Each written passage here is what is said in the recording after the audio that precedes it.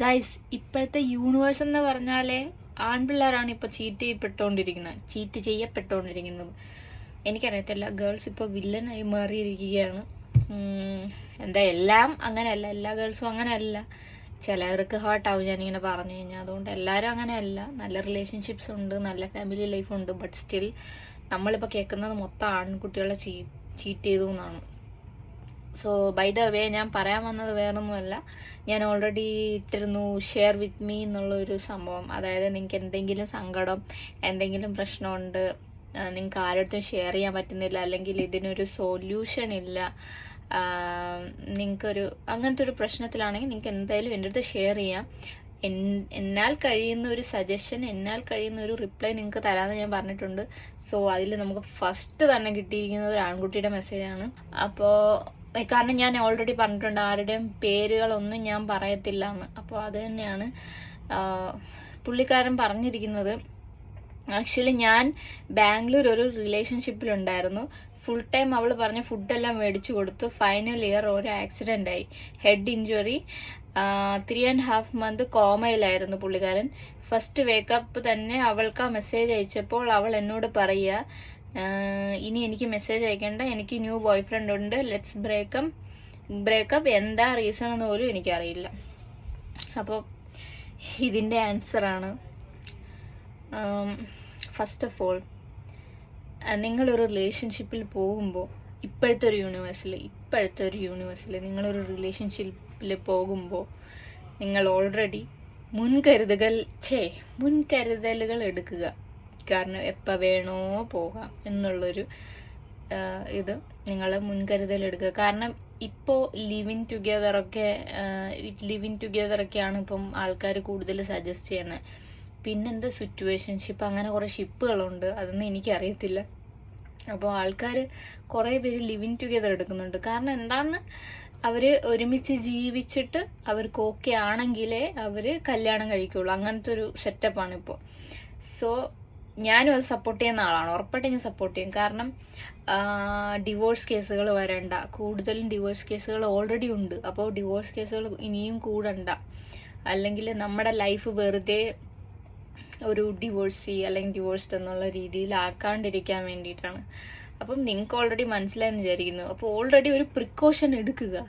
ഞാൻ എപ്പോൾ വേണോ ചീറ്റ് ചെയ്യപ്പെടാം എന്നുള്ളൊരു പ്രിക്കോഷൻ. പക്ഷെ എന്നാൽ ആ ഒരു പാർട്ട്ണറിനെ പേടിക്കേണ്ട ആവശ്യമില്ല. പിന്നെ സൈക്കോളജിക്കലി പറഞ്ഞാൽ ആണുങ്ങൾ പെൺകുട്ടികളെക്കാളും ഇമോഷണലി ലോ ആണ്. അത് നിങ്ങൾ എവിടെ റിസർച്ച് ചെയ്ത് കഴിഞ്ഞാലും മനസ്സിലാവും. ആൺകുട്ടികളെന്ന് പറയുന്നത് പെൺകുട്ടികളെക്കാളും ഇമോഷൻ ഇത്തിരി അവർ ഹാൻഡിൽ ചെയ്യും. ബട്ട് സ്റ്റിൽ അവരുടെ ഹാർട്ട്, അവർക്ക് ഇമോഷൻ ഹാൻഡിൽ ചെയ്യാൻ ഭയങ്കര പാടാണ്. പക്ഷെ അവർ പുറത്ത് കാണിക്കത്തില്ല. എനിക്കത് എങ്ങനെ പറഞ്ഞു തരണമെന്ന് അറിയത്തില്ല. അവർ പെട്ടെന്ന് വീക്കാവും, ഇമോഷണലി വീക്കാവും, പക്ഷേ ഫിസിക്കലി അവർ ഓക്കെ ആയിട്ട് കാണിക്കും. അപ്പോൾ അതാണ്, അങ്ങനെ ഒരു സംഭവമുണ്ട്. പിന്നെ എനിക്ക് ഈ മെസ്സേജ് കണ്ടിട്ട് എനിക്ക് സത്യം തന്നെ ഒരു സങ്കടം തോന്നി. കാരണം ഒരു ആക്സിഡൻറ്റ് പറ്റിയപ്പോൾ പുള്ളിക്കാരി ഇട്ടിട്ട് പോയി, ഒരു 3.5 മാസം കോമയിൽ കിടന്നു. അപ്പോൾ പെട്ടെന്ന് ഇട്ടിട്ട് പോയി. അപ്പം നിങ്ങൾ മനസ്സിലാക്കേണ്ടത്, എന്ത് ഞാൻ പറയാൻ, എനിക്കാണെങ്കിൽ ഞാൻ എൻ്റെ ഇതിൽ നോക്കുകയാണ്. ഞാൻ എൻ്റെ ഹസ്ബൻഡ് എന്തെങ്കിലും പറ്റിയ ഞാൻ എങ്ങനെ വിട്ടിട്ട് പോകും?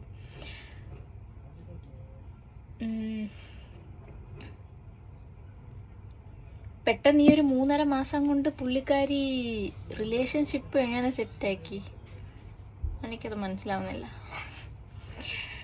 ബട്ട് സ്റ്റിൽ ഞാൻ ഒരു കാര്യം പറയാം, ഒരിക്കലും ഒരാളുടെ അടുത്തൊന്നും ഒന്നും പ്രതീക്ഷിക്കാതെ റിലേഷൻഷിപ്പ് സ്റ്റാർട്ട് ചെയ്യുക. പിന്നെ ഫ്യൂച്ചർ പ്ലാൻസ് ഒരുപാട് അങ്ങ് സെറ്റ് ചെയ്യരുത്. അതാണ് നിങ്ങളെ ഭയങ്കരമായിട്ട് തളർത്തുന്നത്. ഫ്യൂച്ചർ പ്ലാൻസ് നമ്മൾ കൂടുതൽ മേ ബി എനിക്കറിയത്തില്ല നിങ്ങൾ എങ്ങനെയാണെന്ന് എനിക്കറിയത്തില്ല. എനിക്ക് ഇത്ര മെസ്സേജ് മാത്രമേ കിട്ടിയിട്ടുള്ളൂ.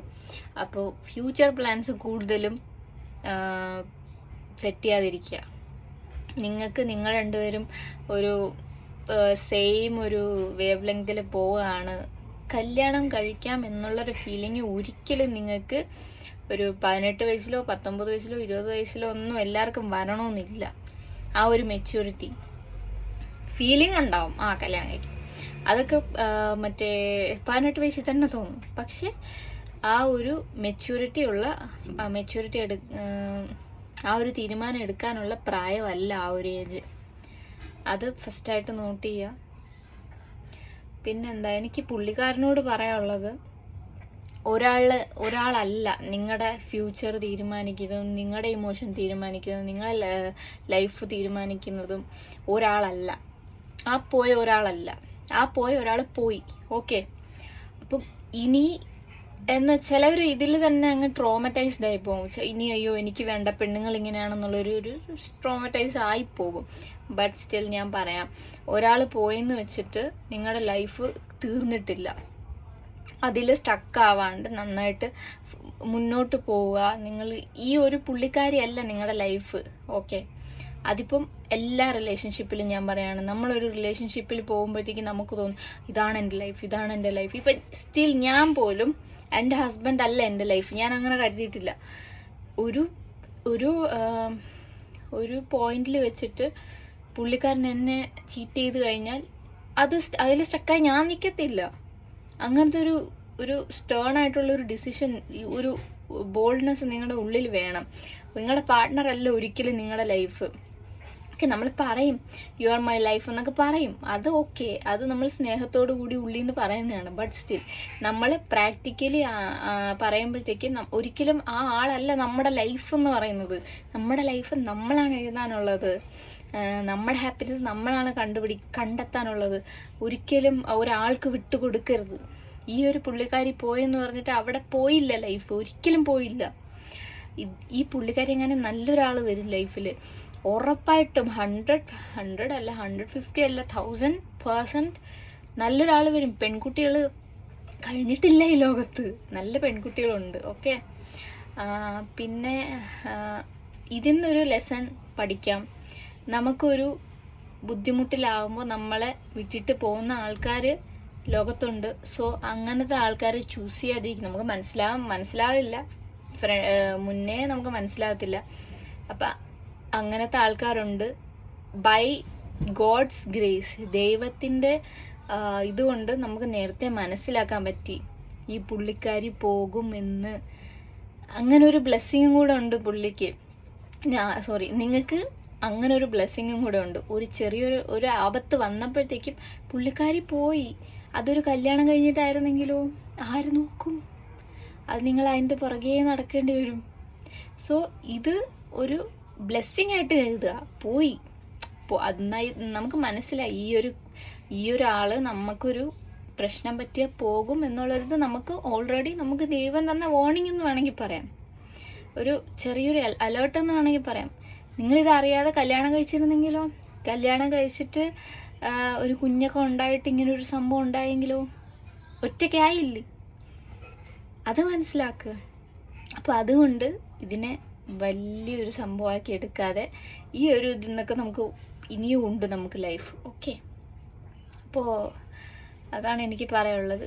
നമുക്ക് നമ്മുടെ ലൈഫിൽ ചെറിയ ചെറിയ കാര്യങ്ങൾ വരുമ്പോഴത്തേക്കും അവിടെ ഡെസ്പാവും, ഉറപ്പായിട്ട് നമ്മൾ ഡെസ്പാവും. പക്ഷെ ആ ഡെസ്പായിട്ട് നിൽക്കുന്ന സിറ്റുവേഷനിൽ അവിടെ തന്നെ നിൽക്കാതെ ഒന്ന് ഓവർകം ചെയ്ത് വരുമ്പോൾ നമ്മൾ ഒരുപാട് പഠിക്കും. ഡിപ്രഷനിൽ പോകും, ഓക്കെ, അതെല്ലാം നോക്കും. ഓക്കെ, ഡിപ്രഷനിൽ പോകും, ട്രോമറ്റൈസ്ഡ് ആവും, എല്ലാം ആവും. പക്ഷെ എല്ലാ ഇതൊന്നും നമ്മളെ ലൈഫിൽ ഓരോ കാര്യങ്ങൾ നമ്മൾ പഠിക്കും. പഠിച്ചിട്ടത് കയറി വായോ. നിങ്ങളുടെ ലൈഫ് അതല്ല എൻഡിങ്, ഒരിക്കലും അതല്ല എൻഡിങ്, മനസ്സിലായില്ലേ? അപ്പോൾ ഒരിക്കലും ഈ പുള്ളിക്കാരി ആലോചിച്ചിട്ട് ഇനിയൊരു തോട്ടേ വേണ്ട. ഈ ഒരു വീഡിയോയിൽ മാത്രം അവസാനമായിട്ട് ഈ ഒരു വീഡിയോ ഞാൻ ഷെയർ ചെയ്യുമ്പോൾ ഈ ഒരു വീഡിയോയിൽ മാത്രം പുള്ളിക്കാരിയെ പറ്റി ചിന്തിക്കുക. കഴിഞ്ഞു. ഇനി ആ ഒരു പുള്ളിക്കാരിയുടെ ഓർമ്മ ഉള്ളിൽ വരണ്ട. കാരണം പോയി, വേണ്ട. നമ്മളൊരു വലിയ പാഠം പഠിച്ചു കഴിഞ്ഞു. എല്ലാവരും ട്രസ്റ്റ് ചെയ്യാൻ പറ്റത്തില്ല. ഫസ്റ്റ് കാണുന്ന ഫാൻറ്റസി അല്ല ലവ്. പിന്നെന്താ, ഈ ഒരു സംഭവം അല്ല നമ്മുടെ ലൈഫ്. ഓക്കെ, പുള്ളിക്കാരി അല്ല ലൈഫ്.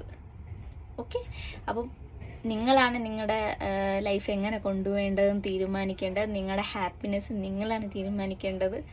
സോ കരിയർ ആയാലും എന്തായാലും നന്നായിട്ട് വരട്ടെ. എല്ലാം വിഷ് ഓൾ ദ ബെസ്റ്റ്. ഇവിടെ തളരാതെ മുന്നോട്ട് പോവുക. പുള്ളിക്കാരിയുടെ ഫ്രണ്ടിൽ ജീവിച്ച് കാണിച്ചു കൊടുക്കുക. ഇനിയും നല്ല നല്ല നല്ല കാര്യങ്ങൾ ലൈഫിൽ വരട്ടെ. All the best. പിന്നെ വീഡിയോ ഇഷ്ടപ്പെട്ടുവെങ്കിൽ ലൈക്ക് ചെയ്യുക. എന്താണ് റെസ്പോൺസ് എന്ന് എനിക്ക് പേഴ്സണലി പറയുക, എന്താണ് കിട്ടിയത്. ലൈക്ക് എന്തെങ്കിലും ഒന്ന് മോട്ടിവേറ്റ് ആയോ, അല്ലെങ്കിൽ പിന്നെയും അതിൽ സ്റ്റക്കായിട്ട് നിൽക്കുന്നുണ്ടോ, പോയത് പോയി, അത്രേ ഉള്ളൂ. സ്റ്റക്കായിട്ട് നിൽക്കുന്നോ അതോ ഇനി മൂവ് ഓൺ ചെയ്യുമോ എന്നുള്ളത് എനിക്ക് ഡയറക്റ്റ് മെസ്സേജ് ചെയ്യുക, കമൻറ്റ് ചെയ്യണമെന്നില്ല. ഇനിയിപ്പം ഫേക്കായിട്ട് എന്തെങ്കിലും ഐഡിയ ഉണ്ടെങ്കിൽ കമൻറ്റ് ചെയ്തോളൂ. സോ എന്ത് ഈ വീഡിയോന് കിട്ടി എന്നുള്ളത് പറഞ്ഞേക്കും. Okay, bye. പിന്നെ വേറെ ആൾക്കാർക്ക് എന്തെങ്കിലും നിങ്ങളുടെ പേഴ്സണലി എവിടെയെങ്കിലും സ്റ്റക്കായിട്ട് നിൽക്കുന്ന പ്രോബ്ലംസ് ഉണ്ടെങ്കിൽ എനിക്ക് സെൻഡ് ചെയ്യാം, മെസ്സേജ് അയക്കാം, അയക്കേണ്ട ഡീറ്റെയിൽസ് എല്ലാം കൊടുക്കാം, സെൻഡ് ചെയ്യാം. പിന്നെ ആരും ഒറ്റയ്ക്കല്ല, share with me. Okay, by.